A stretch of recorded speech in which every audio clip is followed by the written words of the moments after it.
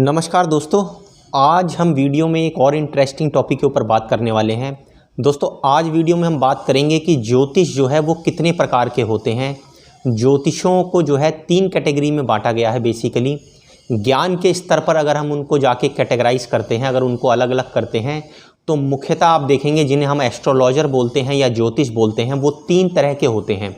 वो 3 तरह के किस तरह से होते हैं दोस्तों, वो मैं आपको इस वीडियो में बताऊंगा। आप लास्ट तक इस वीडियो को देखिए। अगर आप ज्योतिष में या ज्ञान के विषयों में रुचि रखते हैं तो आपको इस वीडियो में बहुत ही रोचक और इनोवेटिव जानकारी मिलेगी। दोस्तों 3 स्तर जो हैं वो सबसे पहला जो इसमें स्तर आता है ज्योतिषों का वो होता है अनुभव का स्तर। दोस्तों अनुभव एक ऐसा स्तर है जहाँ पर आपको एक ज्ञान का लेवल प्राप्त होता है और उस स्तर पे आके आप ज्योतिष भी बन जाते हैं, लेकिन वो अनुभव से प्राप्त होता है। अब अनुभव कैसे प्राप्त होता है? अनुभव आपके द्वारा किए गए कुछ कामों के द्वारा प्राप्त होता है, जिसमें आप समय गुजारते हैं, कुछ समय देते हैं और चीज़ों को अनुभव करते हैं। ये अनुभव जो है आपको कई तरह से हो सकते हैं। हो सकता है आप किसी गुरु के पास बैठे हों, वो आपको एस्ट्रोलॉजी या कोई विषय विशेष की जो है वो जानकारी दे, उसका ज्ञान दे और आपको सीखने को मिले उनसे कुछ, तो ये आपके अनुभव में बदल जाता है।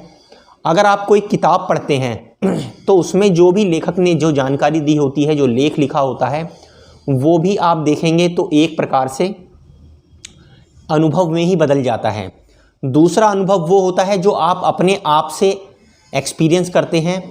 आप जब अपने अनुभवों के द्वारा किसी चीज़ को परखते हैं तो आप किसी की बताई हुई रहस्यवाद की चीज़ों के तरफ नहीं जाते हैं।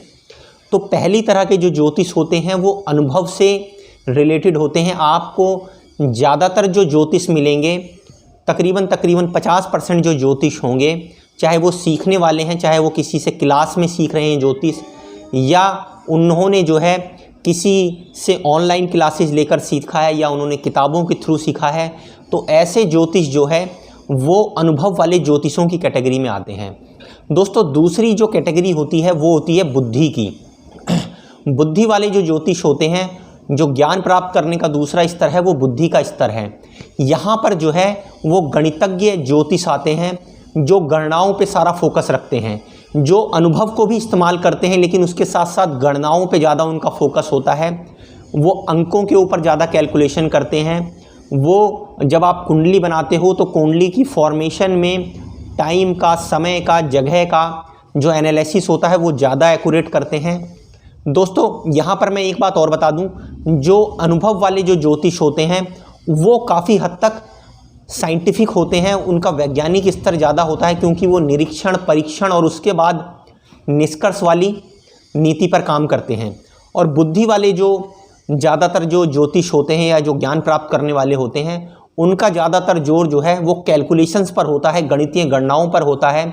चाहे वो त्रिभुज बनाए, चाहे वो वृत्त बनाए, लेकिन वो कैलकुलेशन ज़रूर करेंगे, अंकों की भी कैलकुलेशन करेंगे और सारा का सारा उनका जो एनालिसिस होगा वो बुद्धि और गणनाओं पर ही आधारित होगा। जितने भी आप जो है बड़े गणितज्ञों को देखेंगे या बड़े ज्योतिषाचार्यों को देखेंगे, उसमें एक हिस्सा जो है वो आपको बुद्धि वाले ज्योतिषों का मिलेगा, जो गणनाओं और गणित के ऊपर अपनी कैलकुलेशंस को प्रिडिक्ट करते हैं। दोस्तों एक तीसरी कैटेगरी और आती है जिसमें जो है बताया जाता है कि जो लोग बताते हैं या जो जानकार बताते हैं कि जो आपको ज्ञान मिलता है, जो ज्योतिष का जो ज्ञान होता है वो इन दोनों से हटकर होता है। वो अनुभव के द्वारा भी गेन नहीं होता है, वो बुद्धि के द्वारा भी गेन नहीं होता है, वो इंट्यूशन के द्वारा गेन होता है। जिसको आप कई बार इंट्यूशन को आप स्वतः सिद्धि बोल सकते हैं या स्वतः ज्ञान बोल सकते हैं, जो अपने आप से प्राप्त होता है, या अंतः जिसको ज्ञान बोला जाता है, उसको उसकी परिभाषा भी इसी में रखी जाती है। जब आपको किसी चीज़ का इंट्यूशन होता है तो आप उसकी जो है व्याख्या करने लगते हैं, चाहे आपको अनुभव हो या ना हो, चाहे आपकी गणनाएं कैलकुलेशन हो या ना हो। आप आज की डेट में देखेंगे तो एक बहुत बड़ा हिस्सा जो है, जो प्रोपेगेंडा जो ज्योतिष हैं, वो इंट्यूशन का ही सहारा लेकर अपने आप को ज्योतिष बताते हैं। आपने बहुत सारे बाबाओं को देखा होगा जो बोलते हैं कि मुझे सिद्धि प्राप्त है, मैं कुछ भी बता देता हूँ, और वो जो है कुछ भी बोल देते हैं। आप हरी चटनी खाइए, आप पीली चटनी खाइए, आप यहाँ चले जाइए, आप वहाँ चले जाइए। उनका मकसद यही होता है क्योंकि वो इंट्यूशन को जो है वो सहारा बनाते हैं, क्योंकि एक धड़ा ये मानता है कि जो प्योर ज्ञान का जो सोर्स है वो इंट्यूशन ही होता है, वो ना अनुभव से मिलता है ना बुद्धि से मिलता है।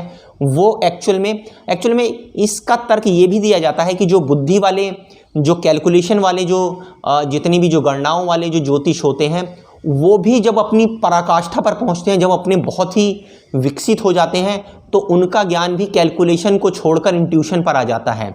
और क्योंकि जो गणनाएं होती हैं उसमें भी अगर आप जैसे बैठे हुए हैं कोई गणना करने और आपको उसका सॉल्यूशन नहीं मिल रहा है, तो कई बार आपको सोते हुए में या किसी और चीज़ को देखकर या किसी चीज़ को सुनकर इंट्यूशन होता है कि ये इसका हल जो है वो इस तरह से हो सकता है, और इसी इंट्यूशन के बेस पर आप उस समस्या को हल कर देते हैं। तो दोस्तों यहाँ पर इंट्यूशन को बताने का मकसद ये था कि इसमें जो 99.99% जितने भी जो ज्योतिष होते हैं वो फर्जी होते हैं।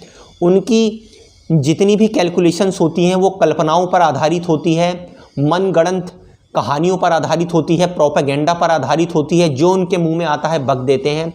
लेकिन इसमें 0.1% ऐसे लोग भी होते हैं जिन्हें वाकई इंट्यूशन होता है, वो फील करते हैं। वो आपको कोई भी लॉजिकल या तार्किक आंसर नहीं देगा, आपको कोई रीज़न नहीं बताएंगे, लेकिन उनके पास वो एबिलिटी होती है कि वो चीज़ों को भांप जाते हैं।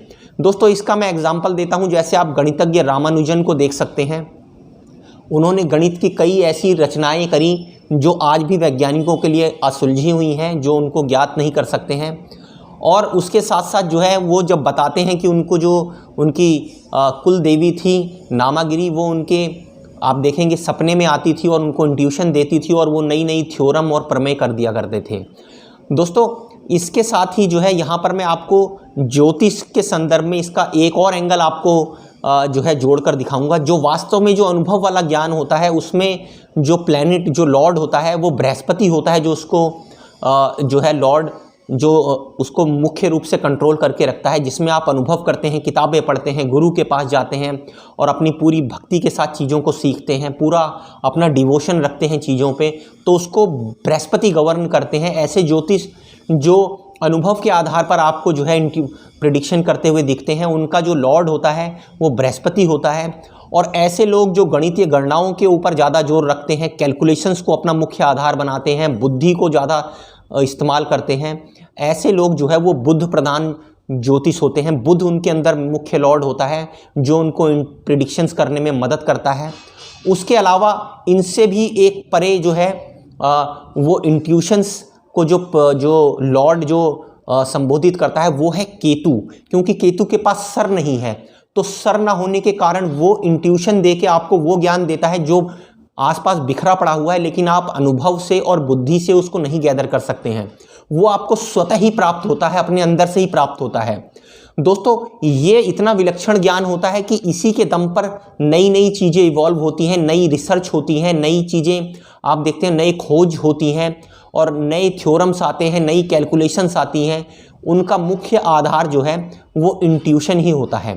तो दोस्तों इन तीनों प्रकार के ज्योतिषों को बताने का मकसद यही था कि आप जाकर समझिए कि अगर आप ज्योतिष सीख रहे हैं तो आप कौन से कैटेगरी में जाकर अपने ज्ञान को प्राप्त कर रहे हैं, और अगर आपने अपनी कुंडली बनवाई हुई है तो आपका जो ज्योतिष है वो किस कैटेगरी के अंदर फॉल होता है, आपको किस तरह का नॉलेज दे रहा है।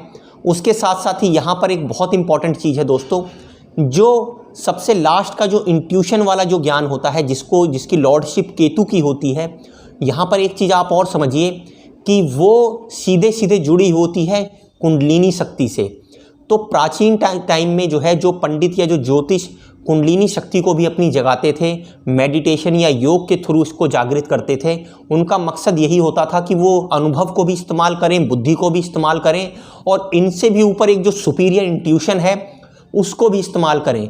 वो कुंडलिनी के साथ जगती है दोस्तों, क्योंकि जब आप चक्रों में जाते हैं तो आज्ञा चक्र के बाद जो है वो सहस्त्रार चक्र को आपके शरीर से जोड़ने वाला कुछ होता नहीं है, वहाँ पर एक गैप होता है। तो वो केतु को प्रदर्शित करता है, क्योंकि वो सर के परे है, वो आपके शरीर के परे है, और वो वास्तव में आकाशीय स्रोत है ज्ञान का, जो आपको प्योर और शुद्ध ज्ञान देता है। तो यहाँ पर प्रत्येक ज्योतिष को जो बिल्कुल सटीक और बिल्कुल बढ़िया प्रिडिक्शन करना चाहता है, इंट्यूशन वाली प्रिडिक्शन करना चाहता है, उसको अपनी कुंडलिनी जागरण के ऊपर भी ध्यान जरूर देना चाहिए।